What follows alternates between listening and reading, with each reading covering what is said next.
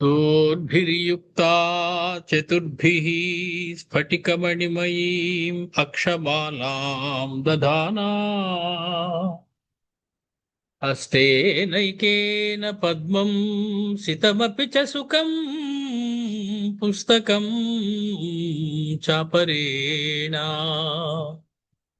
भासा कुन्देन्दुशङ्खस्फटिकमणिनिभा भासमाना समाना सा मे वाग्देवतेयं निवसतु वदने सर्वदा सुप्रसन्ना सा मे वाग्देवतेयं निवसतु वदने सर्वदा सुप्रसन्ना कूजन्तं राम रामेति मधुरं मधुराक्षरम् आरुह्य कविता शाखां वन्दे वाल्मीकि कोकिलम् ఆ వాల్మీకి కోకిలకి నమస్కరించుకుని మనం మళ్ళీ ఆనంద రామాయణంలోని ఆనందాన్ని రుచి చూడాలి అనేటువంటి కోరికతోటి ముందుకు వెళుతూ ఉన్నాం. ఈరోజు 2026 సంవత్సరం జూన్ 29వ తారీఖు సోమవారం. సోమవారాలు మనం పెట్టుకోవడం అనేది కొంచెం అరుదైనటువంటి విషయం. కొన్ని అనివార్య పరిస్థితుల్లో ఇటువంటి పనికి దిగక తప్పటం లేదు. సరే, మొత్తానికి మనం కిందటిసారి 7వ సర్గని పూర్తి చేసుకున్నాం. మొదటి కాండ సారకాండ అని పేరు దానికి. దానిలో 7వ సర్గని పూర్తి 7వ సర్గని పూర్తి చేసుకుని 8వ సర్గలోకి మనం ప్రవేశించవలసి ఉన్నది.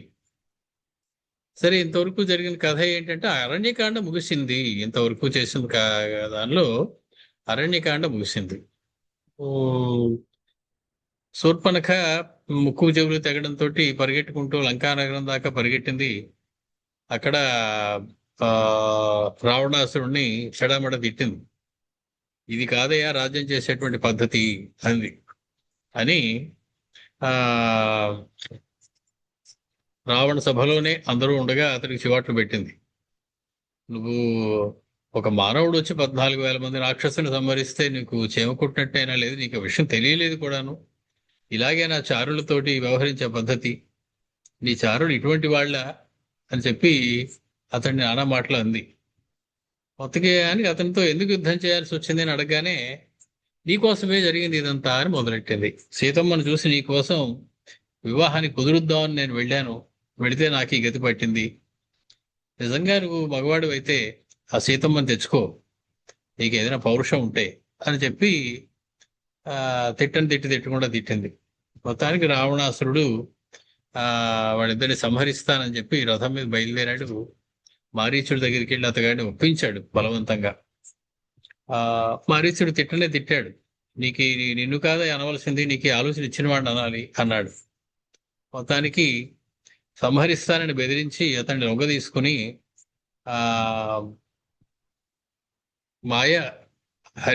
మాయాహరిణంగా అక్కడికి వెళ్ళి సీతమ్మని యొక్క దృష్టిని ఆకర్షించమని పంపించలేదు, తానే తీసుకొచ్చాడు. రథం మీద తీసుకొచ్చి పర్ణశాలి కొద్ది దూరంలో దిగబెట్టాడు.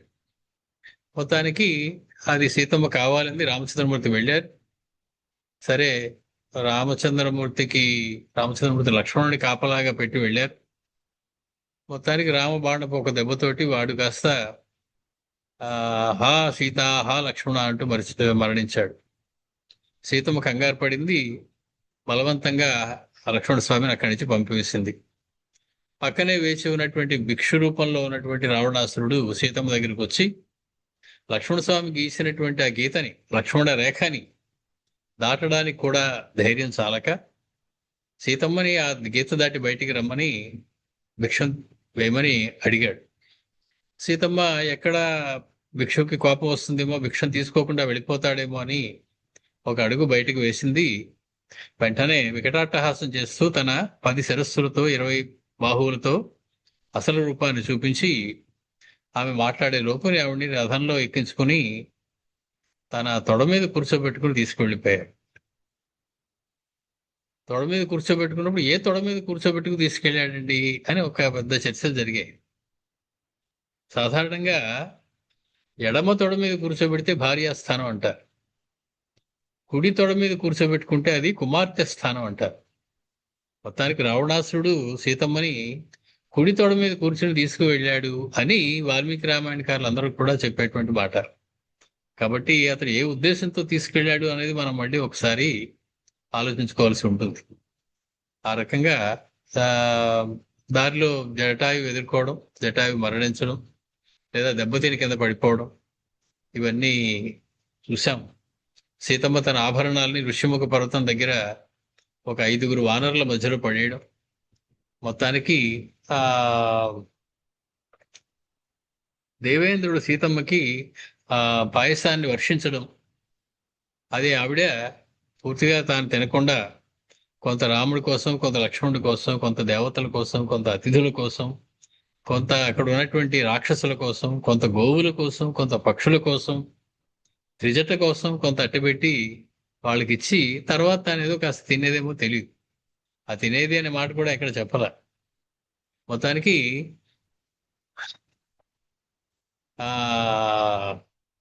సీతమ్మ కోసం రాముడు అలా విలపిస్తూ ఏడవడం చూసి నవ్వింది పార్వతమ్మ. శివుడు చెప్తున్నాడు పార్వతికి కథ అంతా. ఆవిడ అర్థం చేసుకున్నటువంటి శివ పరమాత్మ చెప్పాడు, నీకు గుర్తుందా పార్వతి, ఆనాడు అలా ఆయన ఏడుస్తూ ఉంటే ఆయన పరీక్షిద్దామని నువ్వు సీతాదేవి వేషం వేసుకుని ఆయన ముందుకు వెళ్ళావు. వెళ్ళగానే తులసి రామాయణకారుడు చెప్పాట, నాకు గుర్తులేదు కానీ ఆయన ఆవిడని చూడగానే పరమేశ్వరుడు ఎక్కడమ్మా అని అడిగట్టు ముందు శివుడు రామచంద్రమూర్తి. అంటే నువ్వెవరో నాకు తెలిసిపోయింది అని చెప్పడం. మొత్తానికి ఆవిడ పార్వతిని గుర్తుపెట్టి నమస్కరించారు. నువ్వు సీతవు కాదు అనే విషయం కూడా చెప్పారు. మొత్తానికి ఇది ఆయనను చేస్తున్నటువంటి నటన అని చెప్పి శివపరమాత్మ పార్వతీదేవితోటి చెప్పడం. మొత్తానికి రామలక్ష్మణులు సీత కోసం వెతుక్కుంటూ కబంధుడి దగ్గరికి వెళ్ళి కబంధుడికి చేయడం, అక్కడి నుంచి శబరి యొక్క ఆతిథ్యాన్ని తీసుకుని ఆయన ఋష్యముఖ పర్వతం వైపు వెళ్ళడం, అక్కడి నుంచి కిష్కింధకాండ మొదలవుతుంది. మనకి ఇలాగా 7 సర్గలు పూర్తయ్యాయి. 8వ సర్గలోకి వెళ్తున్న కిష్కింధ చరిత్ర, సుగ్రీవ మైత్రి, వాలి వధ, వీటిని చెప్పేటువంటి సర్గ ఇది అష్టమ సర్గ అనేటువంటి మాట. మొత్తానికి అష్టమ సర్గలోకి మనం ప్రవేశిస్తూ ఉన్నాం ఆనంద రామాయణంలో, వాల్మీకి కృత ఆనంద రామాయణంలో. శ్రీ శివ ఉవాచ, శివ పరమాత్మ చెప్తూ ఉన్నారు పార్వతీదేవితోటి, అధరామో లక్ష్మణేన ఋష్యమూకాచలం ప్రతి యయౌ ధనుర్బాణో నేత్రే సర్వత్ర చాలయన్. సీత కోసం అన్ని వైపులా కళ్ళతోటి వెతుకుతూ కనపడిన ప్రతి అంగుళం కేసి కూడా చూసుకుంటూ, ముందు వెనక చుట్టుపక్కల అంతా చూసుకుంటూ, ధనుర్బాణము ధరించినటువంటి వారి లక్ష్మణేన సహా, లక్ష్మణుడితో కూడినటువంటి యయౌ రామచంద్రమూర్తి ఆ మార్గంలో ఋష్యముఖాచలం కోసం వెళుతూ ఉన్నారు, ఋష్యముఖ పర్వతం కోసం వెళుతూ ఉన్నారు. ఋష్యమూకగిరే పార్శ్వే గచ్చంతౌ రామలక్ష్మణౌ సుగ్రీవేణాధతౌ దృష్టౌ ఋష్యమూక స్థితేనహి. ఆ ఋష్యమూక పర్వతం మీద ఉన్నటువంటి సుగ్రీవుడి చేత వారిద్దరూ కూడా చూడబడ్డారు. రామచంద్రుణ్ణి, లక్ష్మణస్వామిని చూశాడు సుగ్రీవుడు ఆ గిరికి పక్క నుంచి వెళుతున్నటువంటి వాళ్ళిద్దరిని. సుగ్రీవస్తౌ తదా దృష్ట్వా చతుర్భిర్మంత్రిభిర్యుతః సమ్మంత్య మారుతిం ప్రాహ వాలినా ప్రేషితా బుభౌ. మొత్తానికి 4 మంత్రులతో కూడి ఉన్నటువంటి సుగ్రీవుడు వెంటనే ఒక కేక పెట్టాడు, హనుమత్స్వామి దగ్గరికి పిలిచాడు. ఆయనతో చెప్పారు, వాలినా ప్రేషితా బుభౌ, ఆ నడుస్తూ వస్తున్నటువంటి ఆ ఇద్దరు కూడా వాలి చేత పంపబడ్డారయ్యా. మాం హంతుం, వాళ్ళు ఎందుకు పంపిస్తాడు నా కోసం? మాం హంతుం, నన్ను సంహరించడం కోసం. ఉత్తినే వస్తే సంహరించలేరు కదా. ధృత కోదండవు, ఇద్దరు కూడా విల్లంబులు ధరించి ఉన్నారు. సతూణీరౌ, ఇద్దరు కూడా అమలు పొదులు కలిగి ఉన్నారు. నరాకృతి, మానవ వేషధారులై ఉన్నారయ్యా ఇద్దరు కూడా. సినివాళ్ళు ఇద్దరు మానవులు అని చెప్పలేదు సుగ్రీవుడు, మానవ వేషం వేసుకున్నటువంటి ఇద్దరు వచ్చారయ్యా. వాలి పంపగా వాళ్ళిద్దరూ కూడా ఆ విలంబులు ధరించి ఉన్నారు, తూణీరాలు ఉన్నాయి, నరాకృతిలో ఉన్నటువంటి వారిద్దరు కనపడుతూ ఉన్నారయ్యా. ఇతో అస్మాభిప్రగంతవ్యం మంత్రం శృణుమయోచ్యతే, ఇక్కడి నుంచి మనం వెంటనే పరిగెట్టి పారిపోవాలి. నా యొక్క ఆలోచన ఒకటి ఉన్నది, అది చెబుతాను విను.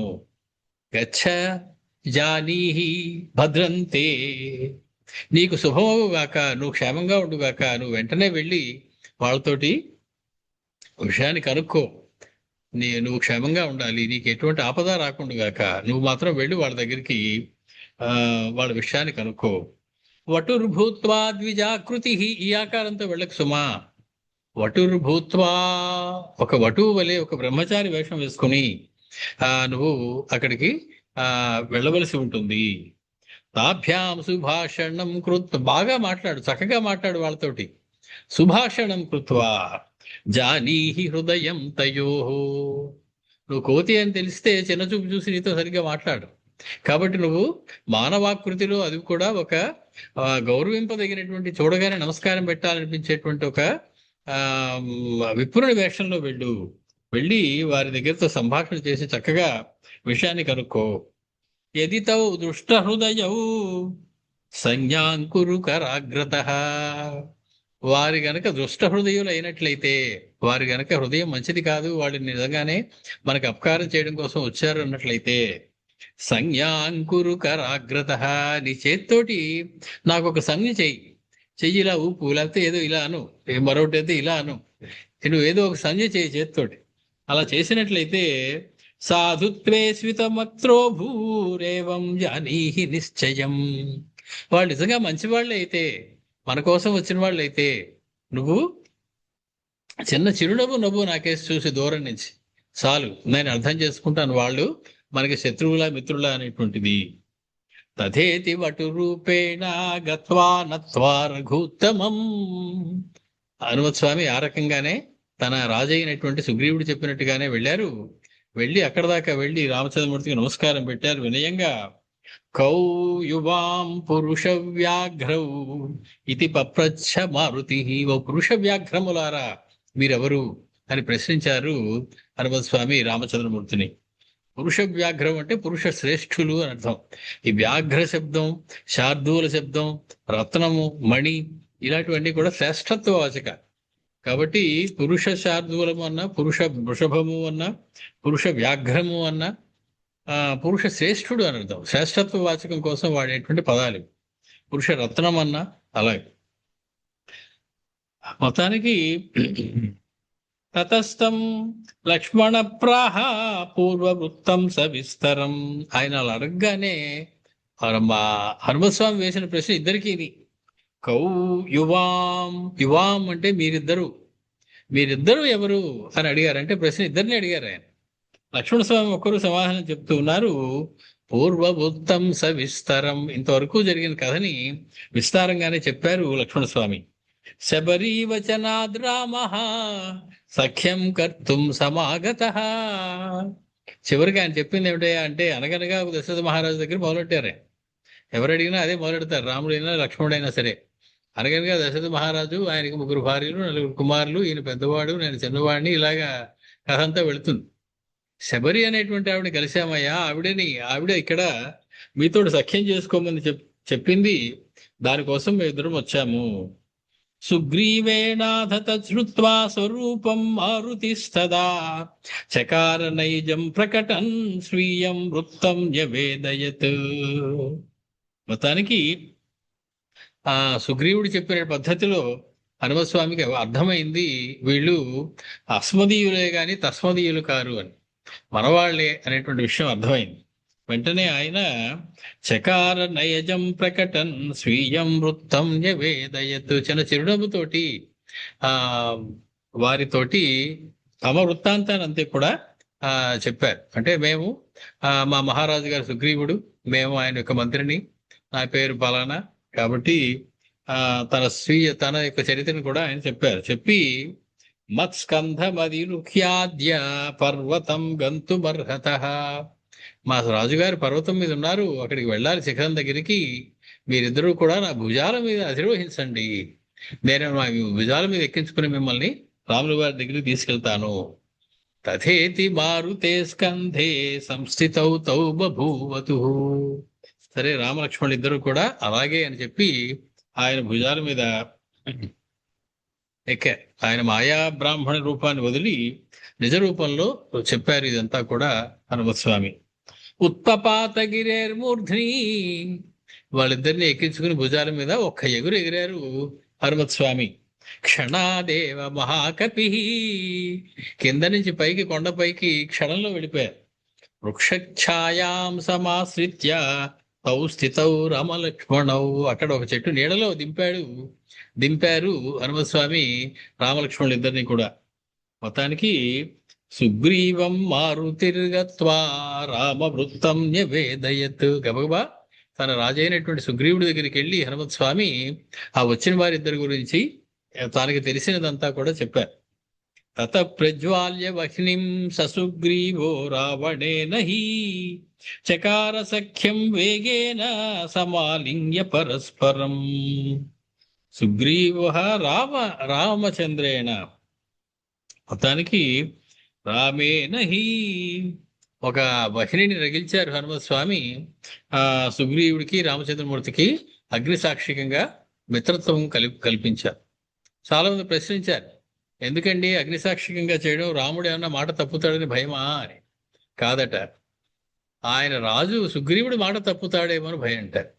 అందుకని ఆయన అగ్నిని రగిల్చి సుగ్రీవుడిని బైండింగ్ చేయడం కోసం ఈ మిత్రత్వం ఇలాగే ఉంచుకోవాలి సుమా నువ్వు అని తన రాజుకి గుర్తు చేయడం కోసం ఆయన అగ్నిని రగిల్చారు. రామచంద్రమూర్తి విషయంలో ఆయన ఒక మాట ఇచ్చాక వెనక్కి తిరుగుతాడనేటువంటి సందేహం లేదు హనుమస్వామికి ఏనాడు.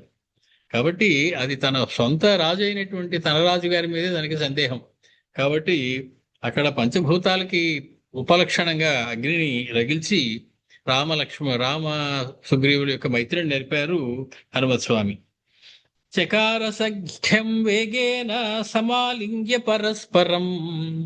రామచంద్రమూర్తి సుగ్రీవుడు ఒకరినొకరు ఆలింగనం చేసుకున్నారు. రాస్తే వాల్మీకి మహర్షి మూల రామాయణంలో రాస్తారు, ఒకరి కళ్ళల్లో ఒకళ్ళు చూసుకుంటూ ఎంతసేపు ఉండిపోయారో వాళ్ళకి తెలియదుట. నా తృప్తిం ఉపజగ్మతు, వారిద్దరికి తృప్తి కలగలేదు. ఒకళ్ళనొకళ్ళు ఎంతసేపు చూసినా, ఎంత ఉన్నాడు రాముడు ఆయన చూశాడు, ఎంత చక్కటి భక్తుడు దొరికాడు నాకు, మిత్రుడు దొరికాడు అని రామచంద్రుడు చూశారు. చివరికి వాళ్ళందరూ వచ్చి పక్కన కబులు, ఏమయ్యా చాలు ఇంక మీ ఇద్దరు చూసుకోవడాలి, అవి ఇంకా తర్వాత కథ నడిపించండి అంటే అప్పుడు కదిలేరు వాళ్ళిద్దరు. అలాగే ఒకళ్ళనొకళ్ళు పట్టుకుని చాలాసేపు ఉండిపోయారు అని రాస్తారు వాల్మీకి మహర్షి. అలాగే ఇక్కడ కూడా సమాలింగ్య పరస్పరం వృక్షశాఖాం స్వయం చిత్వా విష్టరార్థం దదౌ కపి. మొత్తానికి ఆ వృక్షం యొక్క ఒక శాఖని తెంపి వారిద్దరూ కూర్చోవడం కోసం హనుమత్స్వామి అక్కడ ఏర్పాటు చేయడం జరిగింది. ఆసనంగా రామచంద్రమూర్తికి సమర్పణ చేయడం జరిగింది. హర్షేణ మహతావిష్టా సర్వ ఏవావత స్థిరే. మొత్తానికి అందరూ ఎవరి స్థానాల్లో వారు కూర్చున్నారు. అందరూ కూడా సంతోషంగా ఉన్నారు. అందరి ముఖాలు కూడా వెలిగిపోతూ ఉన్నాయి. రామచంద్రుడు సమీపంలో ఉన్న వాళ్ళకి దుఃఖం ఎందుకుంటుంది? ఆనంద స్వరూపుడు ఆయన. అందరూ ఆనందంగానే ఉన్నారు. లక్ష్మణ స్తబ్రవీత్ సర్వం సుగ్రీవం వృత్తమాత్మనః. తమ యొక్క వృత్తాంతాన్ని మొత్తాన్ని, తమ చరిత్రని లక్ష్మణ స్వామి వివరంగా సుగ్రీవుడితోటి విన్నవించాడు. ఎవరో సీతమ్మని ఎత్తుకుపోవడం దాకా చెప్పారు ఆయన. తచ్చుత్వా సకలం వృత్తం సుగ్రీవస్వం నివేదయత్. అదంతా విన్నటువంటి సుగ్రీవుడు తన వృత్తాంతాన్ని చెప్పాడు. ఏ రకంగా తన భార్యకు దూరం అయ్యాడు, ఏ రకంగా తన అన్నగారు వాలి తనను అన్యాయం చేసి రాజ్యం నుంచి వెడలగొట్టారు, అవన్నీ చెప్పాడు. సఖే శృణుష్వమే వృత్తం వాలినా యత్కృతం పురా. ఓ స్నేహితుడా రామచంద్ర, నా యొక్క పూర్వచరిత్ర వినవయ్యా. నా అన్న వారి నాకు చేసినటువంటి ద్రోహం గురించి విను. మయపుత్రో దుర్మదశ్చ కిష్కిందామేకదా గతః కృత్వా స దీర్ఘశబ్దం తు వాలినం సముపాహ్వయత్. మయుని యొక్క కుమారుడు అయినటువంటి వాడు ఒకడు ఉన్నాడయ్యా.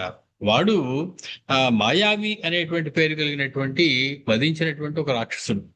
వాడు ఒకనాడు కిష్కింధకి రావడం తటస్థించింది. ఒక పెద్ద శబ్దం చేసి వాలిని యుద్ధానికి రమ్మని అతగాడు ఆహ్వానించాడు. మా అన్నగారు వాలి ఎవరన్నా యుద్ధానికి రండి అంటే ఆయన యుద్ధం చేయకుండా ఉండలేడు. వాళ్ళకి ఆ యుద్ధం చేసి తన యొక్క శక్తిని చూపించవలసిందే. తం శ్రుత్వా నిర్యయౌ వాలి. ఆ ఆహ్వానాన్ని వినగానే వాలి అన్ని వదిలేసి గవ్వ బయటకు వచ్చాడు. జఘాన దృఢ ముష్టినా, తన పిడికిలితోడు ఒక గుద్దు గుద్దాడు ఆ మాయావిని. దుద్రావతేన సంవిఘ్నో జగామ స్వగృహం ప్రతి. మొత్తానికి పరుగుత్తుకుంటూ వెళ్ళిపోయాడు వాడి వాలి. ఆ మాయావి వెళ్ళి దాక్కున్నాడు. అనుదుద్రావతం వాలి, విడిచిపెట్టలేదు వాలి. అతని వెనకాల పరిగెడుతూ అతని తరిమాడు. వాలి పృష్ఠేతో హంగత. అన్నగారు ఒక్కరూ వెళుతున్నారు, ఆయనకి ఏం అవసరం వస్తుందో నేను వెళ్ళాలి, నాకు కూడా బాధ్యత ఉంది ఈ రాజ్యం మీద అని ఆలోచించి నేను కూడా మా అన్నగారు వెనకాల వెళ్ళాను. వాలి మామాహ తిష్టత్వం బహిర్గచ్చామ్యహం గుహాం. మాయావి యొక్క గుహ ద్వారం దగ్గర మా అన్నగారు నన్ను, నువ్వు గుహ బయటే ఉండవయా, నేను వెళ్ళి లోపలికి వెళ్ళి వాడిని సంహరించి వచ్చేస్తాను అని చెప్పి దాన్ని గుహ బయటే ఉంచోమని ఆయన లోపలికి వెళ్ళారు. ఇత్యుక్త్వా ఆవిశ్య స గుహాం మాసమేకేన నిర్యయౌ. వెళ్ళాడు, ఎంతసేపటికి రాడు. ఆ రోజు అయిపోయింది, మర్నాడు అయిపోయింది, ఒక నెల కాలం అయింది. 30 రోజుల పాటు లోపల ఏం జరుగుతోందో తెలియదు. లోపలికి వెళదామంటే అన్నగారు నువ్వు బయట కాపలా ఉండు అన్నారు, లోపలికి రామని చెప్పలా. సో అన్నగారు రాజ్యం తిరస్కరించినట్టు అవుతుంది లోపలికి వెళ్ళినట్లయితే. కాబట్టి బయటే అలా నిరీక్షిస్తూ ఉన్నాడు. 4 రోజులు గడిచిపోయాయి. గృహద్వారాన్మయా రక్తం నిర్గతం సన్నిరీక్ష్య చ నిశ్చిత్య మనసా వాలి దుర్మదేన హతస్వితి. మొత్తానికి 30వ రోజుని ఆ గుహ ద్వారం లోపల నుంచి రక్తం రావడం మొదలైంది, రక్తపు ధారలు రావడం మొదలయ్యాయి. ఇప్పుడు అది మాయావైనా మరణించి ఉండొచ్చు, వాళ్ళైనా మరణించి ఉండొచ్చు. కానీ అతి ప్రేమ పాపశంకి అని, ప్రేమ ఎవరి మీద ఎక్కువగా ఉంటుందో వాళ్ళకి ఏదైనా అయిందేమో అని భయం ఉంటుంది. పిల్లవాడు ఒక అరగంట పాఠశాల నుంచి ఆలస్యంగా వస్తే ఏమైందో అని కుమిలిపోతుంది తల్లి. అంతేగాని పక్కవాడికి ఏమైందో అని ఏమో కంగారు పడదు ఆవిడ. తన పిల్లవాడికి ఏమైందో అనే కంగారు పడదు. అలాగా మిక్కిలి అన్నగారి మీద ప్రేమ ఉన్నటువంటి వాలి, ఆ సుగ్రీవుడు తన అన్నగారు వాలికి ఏదో అయిపోయింది అనేటువంటి నిర్ణయానికి వచ్చేసాడు. ఆ భయపడ్డాడు. వెంటనే నిశ్చిత్య మనసా వాలి దుర్మదే నహతస్వితి. దుర్మదుడైనటువంటి మాయావి చేతిలో మా అన్నగారు మరణించారు అని చెప్పి చాలా బాధపడుతూ అనుకున్నాడు సుగ్రీవుడు. ఏతస్మిన్ అంతరే శ్రుత్వా కిష్కింధాం రిపువేష్టితాం. ఈ లోపల కిష్కింధా నగరం మీదకి శత్రువులు దాడికి వచ్చారు. వాలి ఊళ్ళో లేడు నెల్లాళ్ళ నుంచి అని తెలిసినటువంటి శత్రువులు కొందరు కిష్కింధాపురం మీదకి దాడికి వచ్చారు. గృహద్వారి శిలామేకాం నిధాయ దుర్మదస్య చ. ఇప్పుడు తాను వెళ్ళి కిష్కింధను రక్షించవలసి ఉన్నది.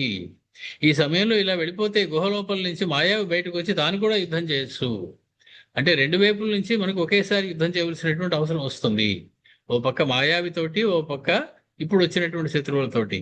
కాబట్టి మాయావి బయటికి రాకుండా ఉండడం కోసం యత్నతో మార్గరోధార్థం కిష్కింధామాగత స్వయం గృహద్వారి శిలాం ఏకాం నిధాయ దుర్మదస్య చ. అతి కష్టం మీద ఒక పెద్ద శిలని దొల్లించుకుంటూ వచ్చి ఆ గుహద్వారానికి అడ్డంగా పెట్టేసి పరిగెట్టుకుంటూ కిష్కింధా నగరం లోపలికి వచ్చేశాడు సుగ్రీవుడు. మాం దృష్ట్వా రిపవః సర్వే వేదాత్ చక్రూ పలాయనం. సుగ్రీవుడు వచ్చేస్తున్నాడు మన మీద యుద్ధానికి తెలియగానే శత్రువులందరూ కిష్కింధా నగరాన్ని వదిలి పారిపోయారు. అనిచ్ఛంతం మంత్రిణో మాం తత్పదే సంయవేశయత్. విషయం తెలుసుకున్నటువంటి మంత్రులందరూ ఏమీ ప్రమాదం లేదు, రాజుగారికి మనం ఏం చేస్తాం, ఇలా అయింది కాబట్టి ఇప్పుడు రాజ్యంలో రాజు లేకుండా ఉంటే ఇలాగే ఉంటుంది, ఎవరో ఒకరు దండెత్తుతారు, కాబట్టి నువ్వు రాజసింహాసనం మీద కూర్చోవాలి, నీకు పట్టాభిషేకం చేసేస్తాం అని చెప్పి మంత్రులందరూ బలవంతంగా వద్దు మొర్రు అంటున్న ఒప్పించి సుగ్రీవుని సింహాసనం మీద కూర్చోబెట్టేశారు. తతో హత్వా రిపుం వాలి. అక్కడ గుహలో వాలి శత్రువు అయినటువంటి మాయావిని సంహరించి దృష్ట్వా మాం స్వపదస్థితం సంతాడ్య నగరాన్ మాం సబహిష్ నిష్క్రాసయత్ తదా. నిష్కాసయత్, బయటికి దేశ బహిష్కరణ విధించాడు, బయటికి తోసేశాడు. బయటికి వచ్చినటువంటి వాలి మాయావిని సంహరించి తన కాలుతోటి అడ్డంగా ఉన్నటువంటి ఆ శిలని దూరంగా తన్ని పరిగెట్టుకుంటూ కిష్కింధ నగరానికి వచ్చి చూసేటప్పటికి సింహాసనం మీద సుగ్రీవుడు కూర్చుని ఉన్నాడు. నేను బయటకు రాకుండా ఉండడం కోసం గుహకి రాళ్ళు అడ్డం పెట్టి తాను వచ్చి పట్టాభిషేకం చేసుకున్నాడు అనేటువంటి భ్రమ పడినటువంటి వాలి అతడు చెప్పిన మాట వినిపించుకోకుండా అతన్ని 4 తన్ని దేశ బహిష్కరణ అతనికి విధించాడు. తతస్స సర్వదేశేషు వాదయామాస దుందిభిం భూమ్యాం సుగ్రీవపాతాయ సవధ్యో భవేదితి. మొత్తానికి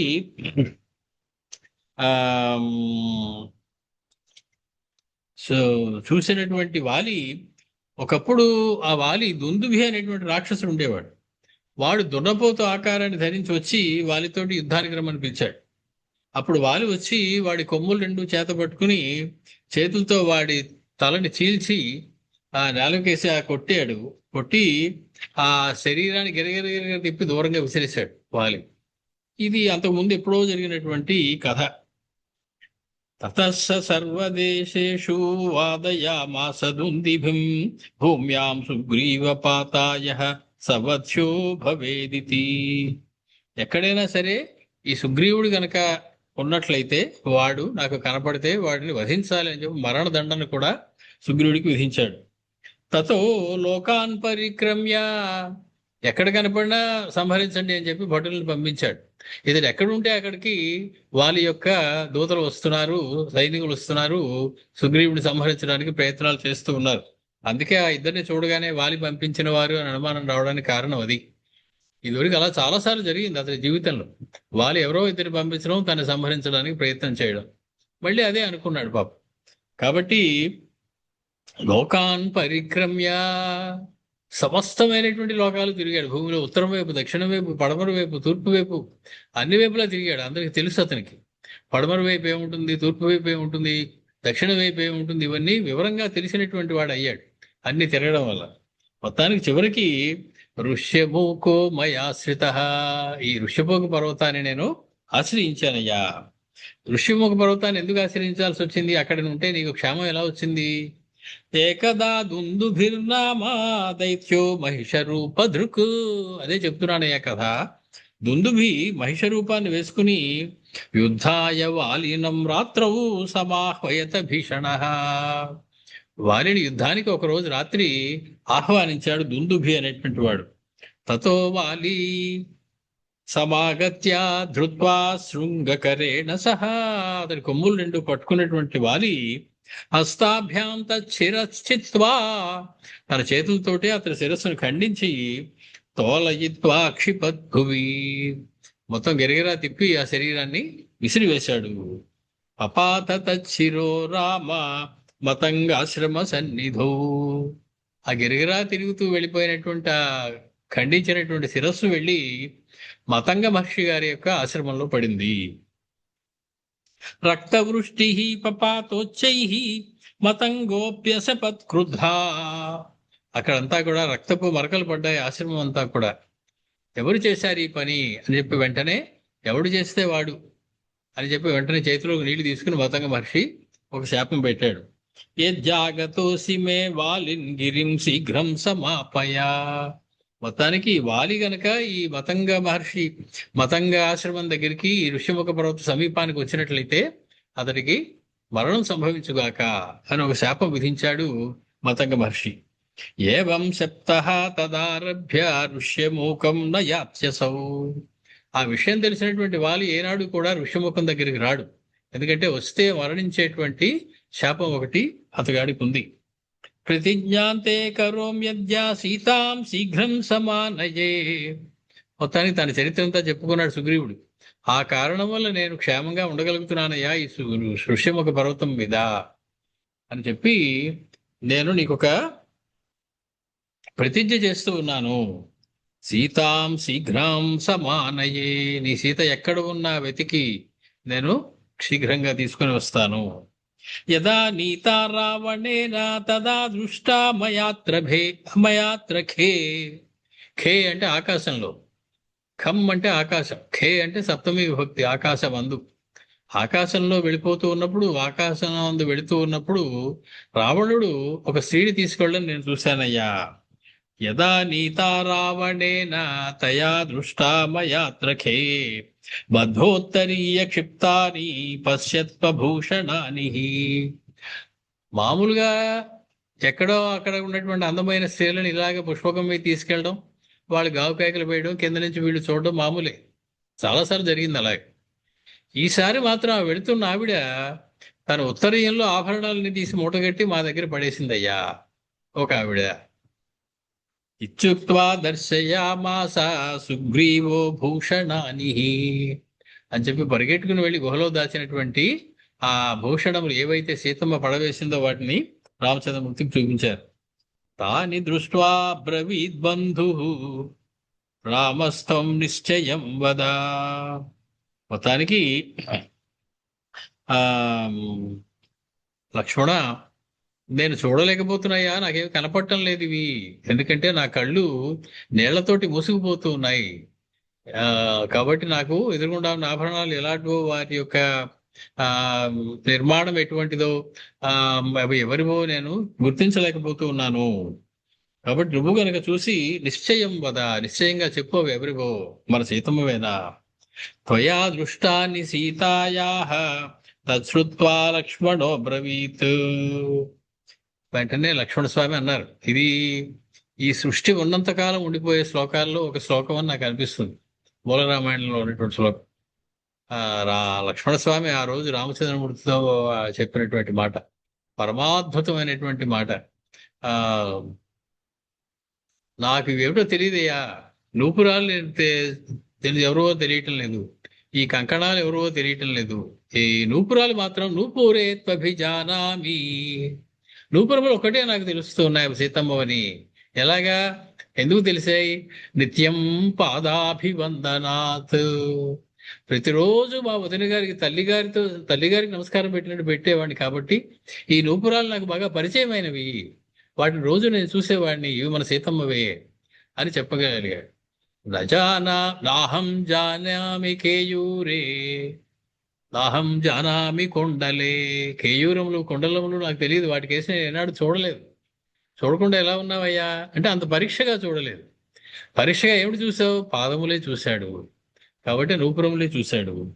నవేద్యహం సమస్తాని వేద్యంగుళి భవాని వేద్మి అంగుళి భవాని వందనేయాని దృష్టాని మయా నిత్యం రఘుద్వః. ఒక్క ఆభరణం తెలియటం లేదయ్యా నాకు, అది ఎవరిదో. కానీ ఇందులో ఉన్నటువంటి కాలికి పెట్టుకునేటువంటి ఆభరణం ఏదైతే ఉన్నదో అది మాత్రము నాకు తెలుస్తూ ఉన్నది. అది ఎటువంటిదో, అది ఏమిటో నేను చూడగలను. పాదాలకి ధరించేటువంటి అంగుళి, పాదాలకు పెట్టుకునేటువంటి మట్టెలు అంటారు ఆడవాళ్ళకి, ఆ పాదాలకు వేళ్ళకి పెట్టుకునేది, అవి చూసి నేను చెబుతూ ఉన్నాను ఇవి సీతమ్మవే. సరే, అందులో నూపురం అన్నారు, ఇందులో బట్టలు అన్నారు, పర్వాలేదు, రెండు పక్కపక్కన ఉండేవి, ప్రమాదం ఏమీ లేదు. వందనేయాని దృష్టాని మయా నిత్యం రఘుద్వః మయా నిత్యం దృష్టాని, ప్రతిరోజు చూసేవాడిని అయ్యా నేను వీటిని. తతో రామే అతి సంతుష్టో లబ్ధాం సీతామమన్యత. రామచంద్రుడికి అప్పుడే ఆనందం వేసేసింది, సీత దొరికేసినంత ఆనందం వేసేసింది వాటిని చూడగానే, ఇవి సీతమ్మ అని చెప్పగానే. సుగ్రీవవచనాద్ రామః ప్రత్యయార్థం తదాక్షణాత్. ఇక్కడ మన అందరికన్నా అభినందించవలసింది దశరథ మహారాజు. ఎంత తెలివైన వాడు దశరథ మహారాజు అంటే, అంత దుఃఖంలో కూడా, రామవియోగం సంభవిస్తున్నప్పుడు కూడా నా కోడలు సీతమ్మ సర్వాభరణ భూషితురాలే అడవికి వెళ్ళాలి అని కోరాడు, పట్టుబట్టాడు, దెబ్బలాడాడు అందరితో. ఏ కారణం చేత ఆవిడ నారచీరలు కట్టుకుని వెళ్ళాలి? నేను ఒప్పుకోను. అద్భుతమైనటువంటి రాజలాంఛనాలతోటి, పట్టుబట్టలతోటి సర్వాభరణ భూషితయ్యే వెళ్ళాలి ఆవిడ, నా కోడలు అని పట్టుబట్టి మరీ ఆభరణాలు ఇచ్చి పంపించాడు. ఎందుకు అనిపించిందో ఆయనకి ఆభరణాలు ఇప్పుడు ఉపయోగపడ్డాయి సీతమ్మకి మూటగట్టి జార విరవడానికి. ఆవిడ కూడా రాముడిలాగే చేతికి వేసమెత్తు బంగారం లేకుండా వచ్చేసి ఉంటే సరైనటువంటి ఆనవాళ్ళు ఏవి ఇవ్వడానికి అవకాశం కూడా దొరికేది కాదు. కాబట్టి మనం అభినందించవలసింది దశరథ మహారాజు. ఎంత దూరదృష్టితోటి ఆయన నా కోడలు ఆభరణాలు ధరిస్తే గాని వీల్లేదు అని చెప్పి పట్టుబట్టి ఇచ్చాడు. మొత్తానికి ఆభరణాలే శరణ్యమయ్యాయి. ఇప్పుడు ఆమె యొక్క జాడ తెలుసుకోవడానికి కొంచెమైనా ఉపయోగపడ్డాయి. సుగ్రీవవచనాద్రామ ప్రత్యయార్థం తదాక్షణాత్ పాదాంగుష్టేన ఆక్షిపత్ తద్దుందుభే శిర ఉత్తమం. మొత్తానికి అక్కడ పెద్ద శిరస్సు ఒకటి ఉంది, దుందుభిది. ఎప్పటి నుంచో అక్కడ ఉంది, ఎవరు కదలపలేకపోతూ ఉన్నారు దాన్ని. కాబట్టి అన్నేళ్ల నుంచి అక్కడే ఉంది. నువ్వు మా అన్నగారిని సంహరించే ముందు ఆయన యొక్క బలాబలాలు తెలుసుకుని దిగాలి కదా రామచంద్ర, తొందరపడుకు, మా అన్న సామాన్యుడు కాదని ఏదో కొంచెం చెప్పబోయాడు ఆయన. రక్తాంత నేత్ర, రాములు వారి కళ్ళు ఒక్కసారి చింతనిప్పులు అయ్యాయట ఆ మాట వినగానే సుగ్రీవుడిని చూసి. ఇది మూల రామాయణంలో చెప్తారు మహర్షి. రామో రక్తాంతలోచన, వెంటనే పాదాంగుష్టేన చిక్షేప, తన కాలి బొటకన వేలు ఇలా మురిసి అంగుష్టంతో ఇలా అన్నారు అంతే, బొటకన వేలు క్యారం బోర్డు కొట్టినట్టుగా ఆ శిరస్సుని. దశయోజన పర్యంతం, 80 మైళ్ళ దూరం వెళ్ళిపడింది అది, ఆ అంత బరువు ఉన్నటువంటి ఆ శిరస్సు కాస్త. దశయోజన పర్యంతం తథా బాణేన వై పునః, అది దూరం పడింది. సరే ఊరుకోలేదు సుగ్రీవుడు.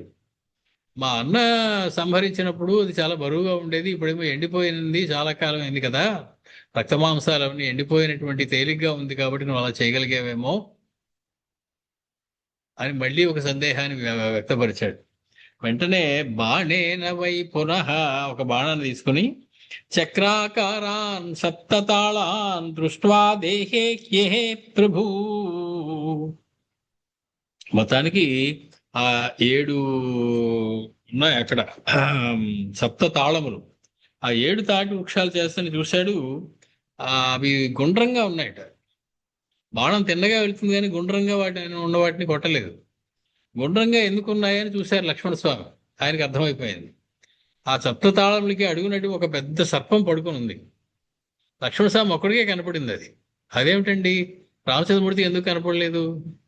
ఈయన మహాప్రభు, ఈయన ఆదిశేషుడు అవతారం అండి, కాబట్టి ఈయన కనపడుతుంది, తక్కిన వాళ్ళకి కనపడదు. ఈయన కనపడదని కనపడి దాని తోక దగ్గర ఈయన అంగుష్టంతో ఆయన కాలి పట్టుకుని వెళ్తే నొక్కారు ఆ పాము. వెంటనే అది బిర్ర బిగిసిపోయి నెట్ట నిలువుగా ఇలాగ బిగిసిపోయినట్ట. ఆ అడ్డదిడ్డంగా ఉన్నటువంటి 7 సప్త తాళ వృక్షములు కూడా ఒక తిన్నటి వరుసలోకి వచ్చేసాయి.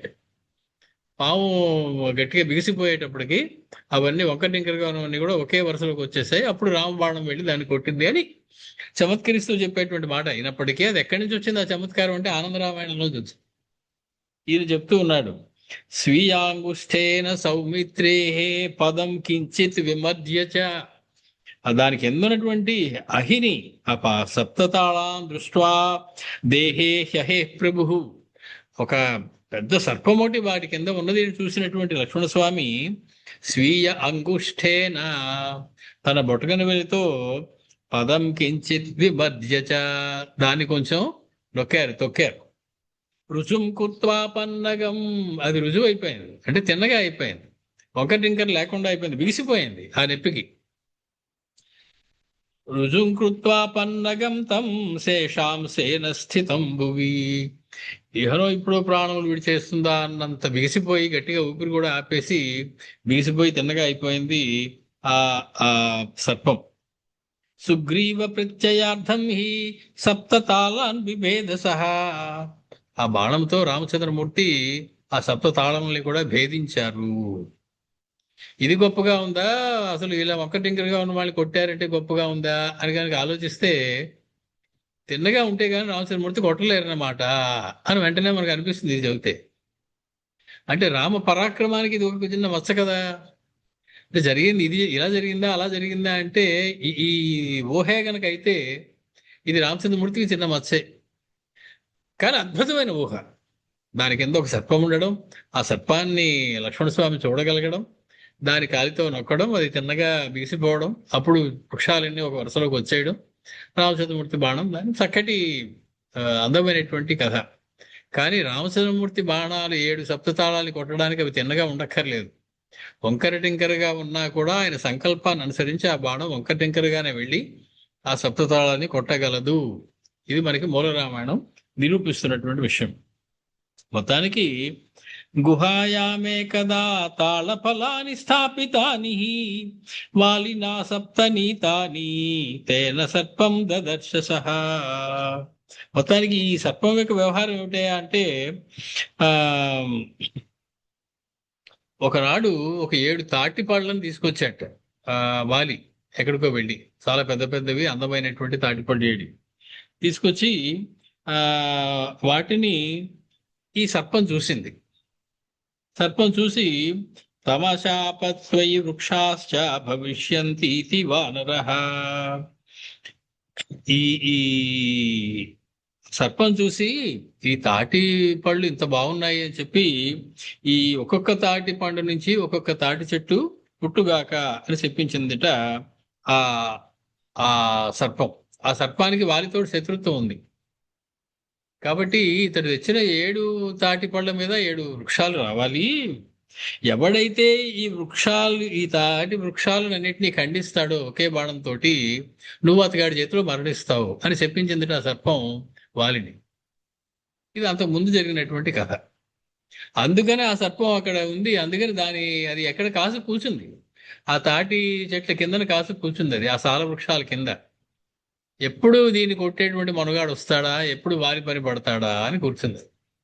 కాబట్టి ఆ రకంగా గుహాయాం ఏకదా తాళఫలాని స్థాపితాని వాలినా సప్తనీతాని తేన సర్పం దదర్శసః తమశాపత్వయి వృక్షాశ్చ భవిష్యంతి వానరః సర్పోత్వి అథాః తాన్ చేతాయస్తే హంతా న సంశయః. దాని చేత ఎవరో, దాన్ని ఛేదించేవాడెవడో అతడే నీ హంతకుడు అవుతాడు. తదృష్ట్వా రామ సామర్థ్యం తస్మిన్ ప్రత్యయమాపసః. ఇవంతా సుగ్రీవుడికి తెలుసు. కాబట్టి ఈ సప్తతాళ వృక్షాలు భేదిస్తే మా అన్నగారిని సంహరిస్తాడనలో ఇంకా ఆయనకే సందేహం లేదు. ఎందుకంటే ఇది భేదించిన వాడి ద్వారానే ఆయన చావు ఉన్నది అనేటువంటి విషయం తెలిసినటువంటి వాడు సుగ్రీవుడు. కాబట్టి తక్కిన వాళ్ళు ఎవరికి తెలియకపోయినా సప్తతాళ వృక్షాలు భేదించమని ఎందుకు అడిగాడు? వాలిని తను నిజంగా సంహరిస్తాడని తెలుసుకోవడం కోసం అడిగాడు. అంతేగాని రాముల వారి పరాక్రమం మీద సందేహంతో అడిగినటువంటిది మాట కాదు అని మనం అనుకోవాలి. నిశ్చయం చేసుకోవడం కోసం ఇతడేనా నేను చూస్తున్నటువంటి వ్యక్తి, నేను ఎదురు చూస్తున్నటువంటి వాడు ఇతడేనా అని తెలుసుకోవడం కోసం అడిగాడు. సుగ్రీవస్తం పునఃప్రాహ రాఘవం తుష్టమానసః. మొత్తానికి చాలా ఆనందపడుతున్నటువంటి సుగ్రీవుడు రామచంద్రమూర్తితో అన్నాడు, వాలినే సురనాథేన పురాదస్తాస్తి మాలికా. దేవేంద్రుడు మా అన్నగారికి ఒక మాలికనిచ్చాడయ్యా చెప్తూ ఉన్నాడు సుగ్రీవుడు రామచంద్రమూర్తితోటి. దేవేంద్రుడు ఒకనాడు మా అన్నగారికి ఒక మాలికనిచ్చాడు. యాం దృష్ట్వా రిపవో యుద్ధే గత వీర్యా భవంతి. అది గనక ఆయన మెడలో ఉంటే గనక ఎదురుగుండా శత్రువు ఉంటే ఆ శత్రువు యొక్క శక్తి అంతా పోతుంది, అది లాగేసుకుంటుంది ఆ మాలిక. కాబట్టి మా అన్నగారు ఆ బాల వేసుకుని వచ్చి శత్రువులందరినీ కూడా సంహరిస్తూ ఉంటాడు. యా పురా కశ్యపేనైవ తపసా దుష్కరేణ చ శివాల్లబ్ధా పితా పుత్రం ఇంద్రం తేనాపి వాలినే. ఎందుకు ఇచ్చాడు దేవేంద్రుడు? వాళ్ళ అబ్బాయి కాబట్టి ఇచ్చాడు. దేవేంద్రుని కుమారుడు వాలి కాబట్టి వాళ్ళ అబ్బాయికి ఏదైనా ఇచ్చుకుంటాడు తండ్రి. వాళ్ళ అబ్బాయి మీద ప్రేమతోటి అతనికి ఏమీ అవ్వకూడదని ఒక అద్భుతమైనటువంటి